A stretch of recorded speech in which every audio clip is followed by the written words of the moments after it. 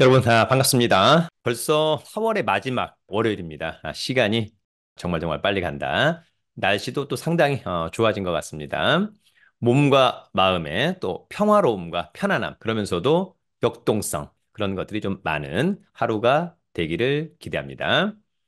최근에 뭐 부동산 시장은 특별한 이슈는 없는 것 같습니다. 제 개인적으로 봤었을 때도 가장 중요한 것은 현재의 어떤 흐름, 당분간은 좀 이어지지 않을까, 급등하거나 또 급락하거나 뭐 그런 상황은 아닌 것 같습니다. 약간 눈치 보기 싸움이 계속해서 이어지고 있다라고 하는 점. 다만 여전히 뭐 아파트 가격이 싸다라고 생각하는 사람들은 별로 없는 것 같고, 반면에 지금의 가격, 실수요자 입장에서는 조금, 사볼까, 이런 생각도 갖고 있는 분들도 좀 있는 것 같고, 아직도 조금은 좀 부담스럽다, 이렇게 생각하는 분들도 있는 것 같습니다. 차후에, 과연 어떠한 방향성을 잡을지, 사실 귀추가 주목되는 그런 부분입니다. 그래서 이제 늘 말씀을 드리지만 일반 매매를 하고자 한다라고 한다면 또 많은 어떤 데이터, 공부 뭐 이런 것들을 또 해야만 하겠습니다만 저는 개인적으로 아파트를 투자할 때 그렇게 많은 공부를 해야만 할까? 아마도 이제 경험이 많으신 분들은 직관적으로 딱 알 수 있죠. 어디가 좋을까? 또 어떤 가격 정도면 나쁘지 않을까? 그런 부분들. 그래서 시세의 흐름, 뭐 국토부 실거래가라든지 또는 뭐 네이버 금융, 뭐 호갱노노 이런 것들을 통해서 확인해 보고 가장 중요한 것은 입지, 그 다음에 신축이냐 역세권이냐 이런 것들이 또 사실 가장 중요한 또 대단지의 브랜드 이런 것들을 좀 감안하면 되지 않을까 그런 생각을 해보기도 합니다. 충분히 스스로 좋은 아파트를 누구나가 선택할 수 있지 않을까. 다만 이제 중요한 것은 가격이라고 하는 것이 가장 고민을 많이 하게 되는 타이밍이 아닌가 그런 생각을 한번 해보기도 합니다. 오늘은 서울에서 초역세권 아파트 경매 네 건을 한번 가지고 와봤습니다. 사실 우리가 역세권이라고 하면 도보로 한 10분, 정말 맥스 뭐 한 12, 3분 역세권. 초역세권은 글쎄요, 한 5분 이하. 네, 물론 이제 1, 2분이면 더욱 좋겠습니다만 그런 아파트가 아주 흔치는 않죠, 여러분. 그래서 오늘은 여기에서 한 1분 거리 또는 뭐 맥스 한 5분 이내의 거리의 아파트 4건을 한번 가지고 와 보았습니다. 일단 뭐 아파트를 투자할 때 입지 가장 중요한 것은 누가 뭐래도 역세권 그것도 초역세권이라고 하면 최고다. 그런 생각을 한번 해보기도 합니다. 그러면 오늘 준비한 자료 함께 보면서 알아보도록 하겠습니다. 자, 여러분 이제 오늘의 주제는 서울의 초역세권 아파트. 그다음에 이제 많은 분들이 교수님, 부동산 경매 어떤 책으로 좀 공부를 좀 하면 좋겠냐? 그러면 뭐 저도 어쩔 수 없죠. 제가 쓴 부동산 경매 처음 공부 책이 있습니다. 여러분들이 이 책을 한 2번 정도 읽는다면 부동산 경매에 대한 기본은 거의 뭐 95% 이상 완벽하게 이해했다. 이제는 뭐다? 현장에 대한 감각. 그래서 임장, 현장 답사를 좀 자주 많이 해보는 것이 중요하겠다. 그런 말씀을 드립니다. 그래서 여러분, 강의를 저희가 부동산 경매와 관련된 강의 2개를 좀 준비했는데요. 먼저 임장을 좀 자주 많이 가보고 싶다라고 하셔가지고 5월 18일, 그다음에 5월 25일, 6월 1일 세 번에 걸친 임장 특강을 진행합니다. 한 곳만 특강을 신청하셔도 되고요. 2곳 또는 3곳을 신청하셔도 됩니다. 서울 마포구, 청라, 김포. 그래서 임장 특강. 임장 특강의 날짜는 5월 18일부터 6월 1일까지 총 3회. 토요일 오후 2시부터 5시까지.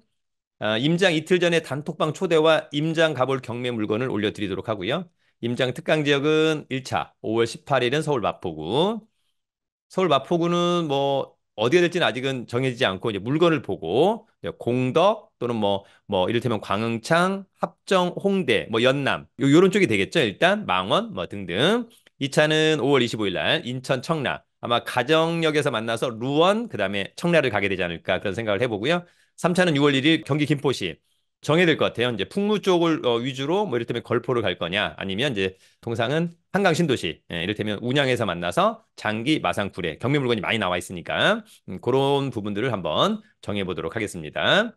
다양한 내용들은 저희 카페에서 각 임장마다 선착순 12명으로 자, 더불어서 5월 8일 수요일 밤 1년 투자 클럽 반 강의를 진행하도록 하겠습니다. 1년 투자 클럽반은 아까 그 임장 특강을 전부 다 무료로 또 수강할 수도 있습니다. 기회가 된다면 최고의 강의.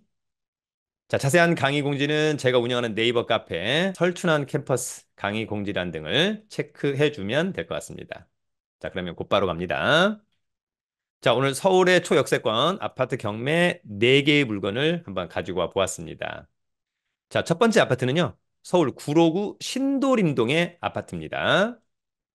서울 구로구 신도림동의 신도림 대림아파트. 구로구는 관할법원이 남부지방법원입니다. 5호선 목동역에 있죠. 사건 번호, 물건 번호. 2층에 위치한 아파트고요. 공급 면적 38평형, 전용은 30.7, 대지권은 11.19. 일반 아파트보다는 좀 대지권이 좀 적은 편이다. 그걸 감안했을 때 어쨌거나 감정평가액은 11억 6천, 한 번 떨어진 9억 2,800. 일단 최저가가 싸냐 안 싸냐 여부는 국토부 실거래가. 그다음에 현장에 가서 중개사무소 한 세 군데 들러서 시세 파악을 제대로 하는 거에 중요할 것 같고요. 내가 이번에 입찰하겠다. 그러면 5월 23일 날 신분증, 도장, 입찰 보증금 가지고 남부지방법원에 가서 입찰하면 될 것 같고요. 자, 일단 5월 23일 날 입찰하겠다라고 한다면 최소한 최저가 이상으로 써야 된다. 9억 2,800만 원부터 위로 써야만 유효하다라고 하는 점이 있고요. 내가 얼마를 쓰든지 간에 보증금은 다 똑같다. 최저가의 10%, 입찰가의 10%가 아니다라고 하는 점이고요. 청구 금액은 채권자가 채무자한테 받아야 될 돈이 한 2억 4천이 있어서 경매를 신청했다는 얘기고, 이 아파트의 등기부를 떼보니까 등기부의 빚이 근저당권, 가압류 한 9억 원이 넘어가고 있다라고 하는 점. 감정평가사가 찍어온 아파트 전경 사진입니다. 자, 이 아파트는 2001년산, 23년 차, 소소하네요. 자, 27층 에 2층, 그냥 not bad, 1층이 아니기 때문에 전용 30.7 대지권, 단지는 또 상당히 크다라고 하는 점이 있고요. 이 사건 말소 기준 권리는 한국 스탠다드 차타드 은행의 근저당권, 낙찰자가 낙찰받고 돈 내면 모두 소멸하고요. 자, 조사된 임차인에게 없는 거 보니까 소유자가 점유 사용하고 있는 것으로 보입니다. 자, 이 아파트는 1호선 구로역에서 도보로 한 2, 3분 거리, 2, 3분 거리라고 보여지고요. 2호선 신도림역도 뭐 걸어서 한 10분 정도. 그다음에 신도림에 이제 다양한 또 현대백화점, GQB시티, 홈플러스 이런 부분들 초등학교를 끼고 있는 것도 상당히 좋아 보입니다. 자, 권리 분석은 뭘로? 네, 여러분. 매각물관 명세서 이 사건 말소 기준 권리 특별히 커멘트가 없다는 것은 문제가 없다는 겁니다. 여러분, 오늘 두 번째 아파트는요. 강남구 역삼동의 아파트입니다. 자, 이 아파트는 서울 강남구 역삼동의 레미안 그레이튼 23층에 위치한 아파트입니다. 33평형. 강남구는 관할법원이 서울중앙지방법원입니다. 2호선, 3호선 더블 교대역 근처에 있는 거죠. 전용 25, 대지권 12.46, 감정가는 26억 9천, 한 번 떨어진 21억 5천 2백 어떨까라고 하는 점이 있고요. 등기부의 빚이 감정평가액만큼 이르르고 있다. 담보가치는 사실상 상실했다. 입찰기일은 5월 22일, 감정평가사가 찍어온 사진입니다. 자, 이 아파트는 2011년산, 네, 그러면 13년 차, 뭐 나쁘지 않죠? 28층 중에 23층 좋고 전용 25 대지권. 아까 그 아파트보다는 한 채 3분의 1이 안 되네. 그죠? 아까 아파트 단지보다는 좀 작다. 신도림보다는. 똑같은 근저당권, 낙찰자가 낙찰받고 돈 내면 모두 소멸하죠. 특별히 문제가 없다. 자, 이 아파트는 수인분당선 한티역에서 도보로 한 4, 5분 거리에 있다라고 하는 점. 뭐 그다음에 뭐 강남인 거니까 롯데백화점이 뭐 멀지 않네요, 여러분. 그죠? 또 이마트. 사실상 우리가 이제 더 초역세권 아파트라고 하는 것은 이렇게 한 티어. 요런 아파트가 이제 사실상 오리지널 초역세권 아파트라고 보여지고요. 초는 아니지만 거의 뭐 초역세권 아파트에 준한다. 이렇게 이해하시면 좋을 것 같습니다. 권리 분석은 매각물과 명세서 하나로 정리합니다. 이 사건 말소 기준 권리, 특별히 커멘트가 없다는 것은 권리상 문제가 없다. 여러분, 오늘 저의 세 번째 아파트는 동작구 신대방동의 아파트입니다.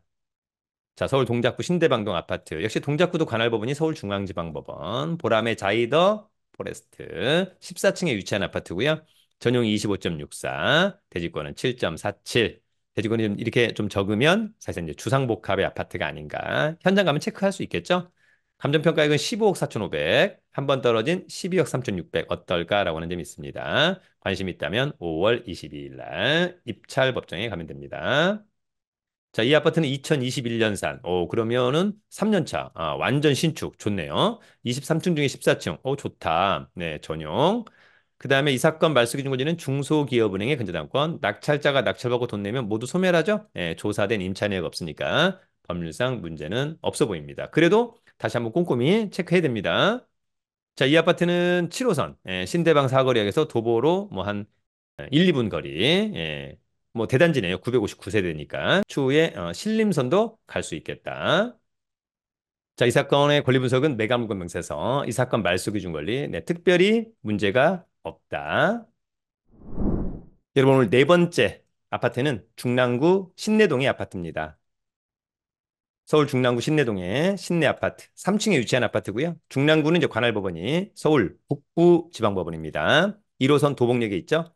공급 면적 25평, 전용 18.08. 대지권이 좀 많은 편이죠. 이평수 치고는 감정평가액은 6억 100만 원. 이번 최저가는 한 번 떨어진 4억 8,080만 원. 네. 등기부에 빚이 많다. 6월 18일이 입찰 기일입니다. 감정평가사가 찍어온 사진입니다. 자, 이 아파트는 1996년산. 그러면은 이제 한 28년 됐네요. 예, 좀 오래되었고. 자, 12층 중에 3층. 나쁘지 않죠? 특히 12층이니까. 전용 18 대지권. 네, 단지도 뭐 작지 않다. 이 사건 말소 기준 권리는 중소기업은행의 근저당권. 낙찰자가 낙찰받고 돈 내면 모두 소멸하는데요. 근저당권의 날짜가 2012년 2월 2일. 전입신고가 2020년. 느리죠? 예, 후순위. 전혀 낙찰자가 떠안는 사람은 아니다. 배당을 받으면 더욱 좋겠다. 자, 위치는 6호선 봉화산역에서 완전 초역세권이네. 그죠? 초등학교도 끼고 있고 공원도 있고 홈플러스도 있고 그래서 일단 이쪽 지역에서는 굉장히 좋은 입지가 아닌가 생각합니다. 자, 권리 분석은 매각물과 명세서. 자, 이 사건 말소 기준 권리. 말소 기준 권리보다 여기 전입신고란 빠르면 조심해야 되는데 요거보다 날짜가 느리니까 전혀 문제 없다. 후순 임차인. 배당을 받든 말든 낙찰자가 책임지지 않는다. 나머지는 특별한 문제가 없다. 그럼에도 불구하고 각자가 권리 분석 꼼꼼하게 해야 됩니다. 여러분, 오늘은 서울의 초역세권 아파트 한 번 유찰된 네건의 아파트를 알아봤습니다. 중요한 것은 온라인 상으로는 특별한 문제가 없어 보인다. 이제 중요한 것은 체크리스트 가지고 현장에 가서 지역 분석, 물건 분석, 여러분 스스로가 이제 그런 것들을 자주 많이 해봐야만 한다라고 하는 점. 또 기회가 된다면 앞서 얘기한 임장 특강 등에서도 한번 뵙기를 기대합니다. 늘 가장 유익한 정보를 제공하려고 최선을 다하고 있습니다. 여러분 유튜브는 경매 탈탈탈